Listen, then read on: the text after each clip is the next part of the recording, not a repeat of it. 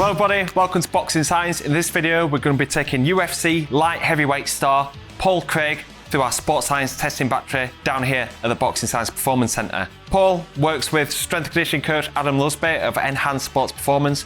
Adam has been a friend of Boxing Science for many years now, and he linked Paul up to work with Lee Rickards, and part of his work with Lee is that he comes down to the Boxing Science Performance Centre to do his sports science testing, to give Adam and Paul some data to work with, to make some tweaks to his program, to get the most out of each training camp. In the sports science testing today, Paul is going to start off with testing his resting metabolic rate. This is hugely important for Lee to know, to work out what his metabolic rate is when he's just doing nothing. And then he can make some estimations to make sure that Paul is being optimally fueled whilst he's descending his weight as he works towards the light heavyweight limit. And then he's going to do his body composition to see his lean mass, his body fat, before he gets into some of the performance testing, working on his jumps, landmine punch throw, load velocity profile, before he goes on to his conditioning assessments, which includes a lactate profile and then 30-second Wingate test on the air bike. So let's take a look at Paul's testing, as well as some reflections from Adam and Paul himself. And if you've got any questions about any of the sports science testing methods that we use at the Boxing Science Performance Centre, please leave a comment in the comment box below. Contact us, Danny Wilson at boxingscience.co.uk. Started my S&C journey maybe about 6 years ago, where I started getting a wee bit more in depth about what I was doing. It's great having the ability to do all that, but what you need to do is you need to quantify it and make sure you're doing improvements, because there's not much point in doing a programme and not seeing any improvements. So come down to Boxing Science, work with the guys here. When it comes to a fight, do we know we're 10% better than we were the last fight? That's what we do, and that's why we come here. Down here you've got all the top kind of equipment that we need to be doing testing that we need, and to make sure it's reliable. We find it beneficial to come down here every few months or every camp, retest him, see where he's at, and then we can use that data again, how to kind of program my strength and conditioning program.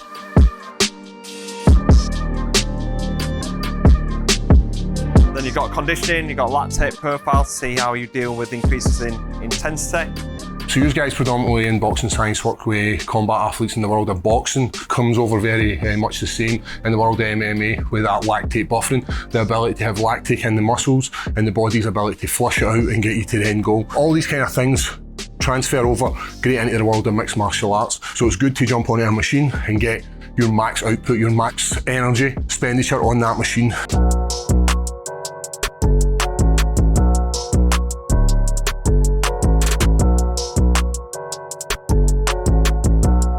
All about that torso rotation, hip rotation, and then basically throwing it at me as hard as you can.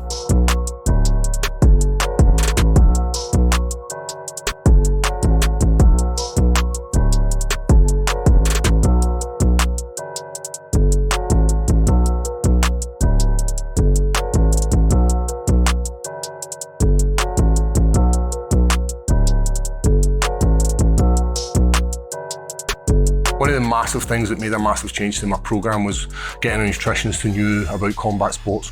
And working with Lee and the Boxing Science guys has made a huge improvement in that. You know, bringing down my body fat, but increasing my muscle mass and increasing power output as well. So when it comes to a fight, the puzzle's completed and we're able to go 100% and know in our energy utilisation we can do it.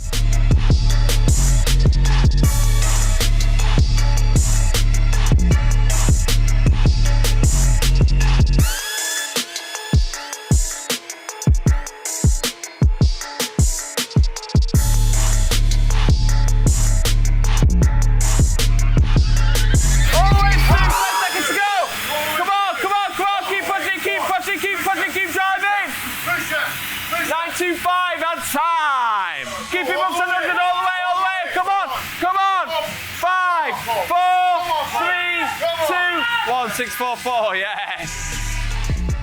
If you're in the world of combat sports and you want to quantify what you're doing and make sure that it is the right programme that you're following to get the right adaptations, then this is the place to come. You know, we've got all the best scientists in the world of combat sports in this room, so why would you not come down to Boxing Science and use them? So flight time minus 2%, contact time increased by 4, RSI has gone up by 2. So good improvement on contact time. Increase in 1 rep max, 2 times your body mass, you've increased by 19%. 19% is massive. And you can see that the gap becomes bigger as you go up towards higher intensities, so that's good. In this midpoint here, you're a lot more efficient, but look at your heart rate's the same, and then it's a little bit higher on there. Come in another 6 months or whatever for the next camp, I think you'll be flying.